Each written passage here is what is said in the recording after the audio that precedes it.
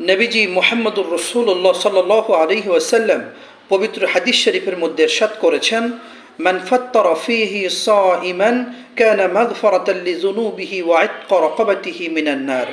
নবীজি সাল্লাল্লাহু আলাইহি ওয়াসাল্লাম পবিত্র হাদিসের মধ্যে বললেন, যে ব্যক্তি রোজাদারকে ইফতার করায় তার জন্য দুটি নেয়ামত। আল্লাহ নবীজি বললেন, একটা হলো মাগফিরাতাল লিযুনুবিহি, ইফতার দাতাকে আল্লাহ পাক মাফ করে দিবেন, ওয়া ইতকা রাকাবাতিহি মিনান নার, এবং ইফতার দাতাকে আল্লাহ পাক জাহান্নামের আগুন থেকে হেফাজত করবেন।